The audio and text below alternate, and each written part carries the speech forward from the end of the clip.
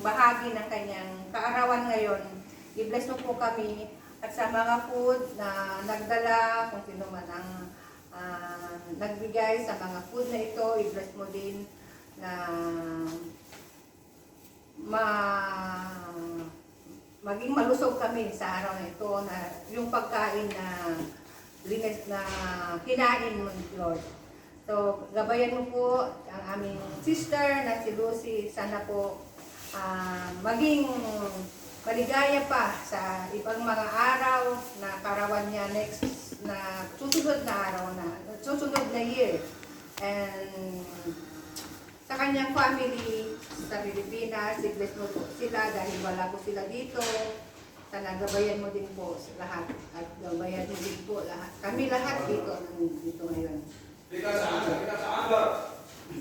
Bless us, O Lord, And decide gifts which we are about to receive from the bounty through Christ our Lord. Amen. In the name of Father, Son, Holy Spirit. Amen.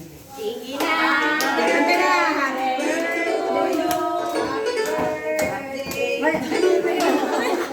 Ang lungkot naman.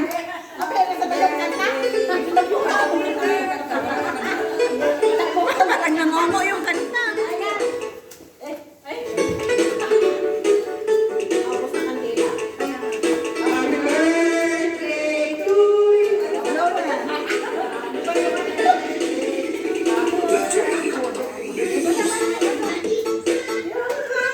Maglo ka na.